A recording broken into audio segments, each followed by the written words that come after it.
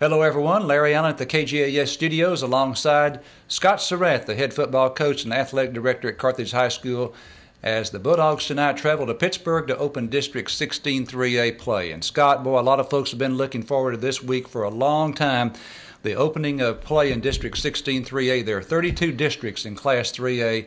And just think, we are in by far the premier district in the state out of those 32. It's called the District of Doom by some. I prefer, Scott, the District of Champions. Carthage champions, of course, in 2008, 9, and 10. Gilmer in 2009. Henderson in 2010. An incredible 5 championships from those 3 schools in the last 3 years. And, Scott, that doesn't even include Pittsburgh. And, of course, Pittsburgh got a tradition, too. Kendall Wright, who is perhaps one of the top receivers, is one of the top receivers in the nation. He was the quarterback in 2007. I think you've told us the first year you were here, we our beat first them. victory. First victory. Our first victory of my short head coaching career was against Kendall Wright. And I don't know if you watched it or not, but Bader played Kansas State last weekend, and I watched that on TV. And one of the announcers said, 2 of the most athletic plays he's ever seen in college football made by Kendall Wright. That's part of their history. And in 2009, a lot of folks forget this, 2009, they really were picked to beat Graham in the state semifinals, and Graham surprised them. And, of course, Graham then went on to play us the following week. So they've got a tradition going. We're just going to jump right in, Scott, by talking about Pittsburgh. So tell us what you've seen from them defensively, first of all. Defensively, they base out of a 4-down and 4 linebackers. They play a 4-4, and people call it a split in the coaching world, and play cover 3. They've got a big old linebacker, number 1. He's also a wide receiver, and he does a good job. They got 2 really good linemen, number 66 and number 74. They've got big corners, one big corner, number 7, and then number 10 is the other corner. And he's also the tailback, and he can really, really run. And there's no question he can fly. And then the safety is probably the best athlete overall, number 8. So they've got lots of talent on that side of the ball. And last week or 2 weeks ago, Tatum scored I think 42, but one of them was on they picked up a punt and returned it for 60 yards for a touchdown, and then they after a fumble, and then they returned an interception for a touchdown. And then they had another interception down all the way around to the 2. So there was 21 free points. So it's a little bit kind of skewed on how they scored so many points. But they got a really good football team. We feel like they're quite a bit better than they were last year. So it's going to be a big challenge for us on the road.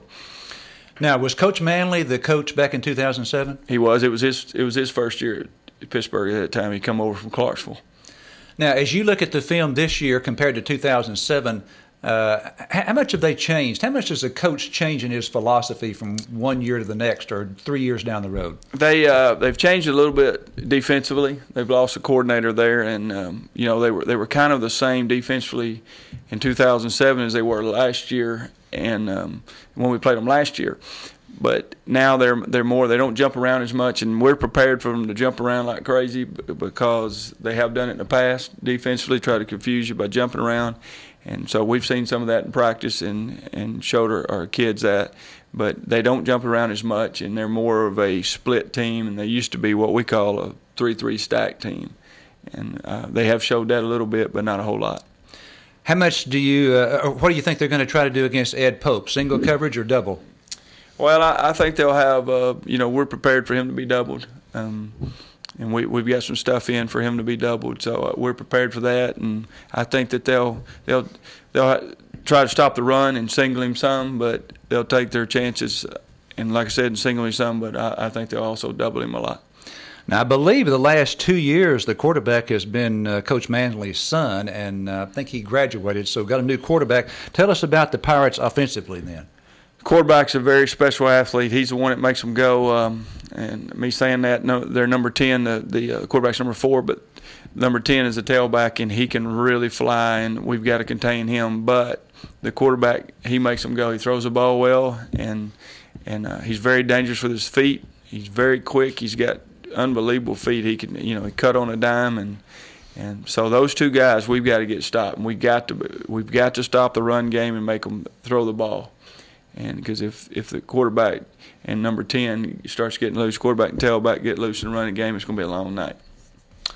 All right. And their offensive line, they've got two back from last year, the two tackles, and receivers is number 8, number 1, and number 5, and they'll have a fourth guy in there. I can't recall his number right now, but those three guys is who they want to get the ball to. So, and they also bring in number 15 at tailback, and he's a pretty good hand too. He plays linebacker for them too.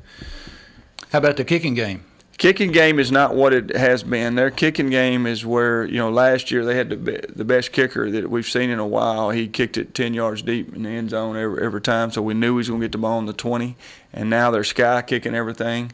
They've missed, a few extra points. The same guy last year, the same kicker, was a punter, and he did a good job punting. And they're not punting as well as they have in the past, just because that kid was a special kicker. And so I think they're not as good at kicking the ball, but they're good in their covering units. Now, this week in District 16-3A, in addition to our ball game, incidentally, we're taping this on Thursday, and of course tonight, Thursday night, Gladewater will be hosting Gilmer. I think you plan to perhaps go see that ball game. Tell us what you expect in that ball game. Well, I know it's a big-time, long-going rivalry. So, last year it went overtime, and Gilmer won in overtime. And I was talking to Coach Traylor earlier this week talking about film exchange, and he said, he said Gladewater is pretty good. And I said, oh, really? And he said, yeah. And he said, the thing about it, they'll be really good against us, not just pretty.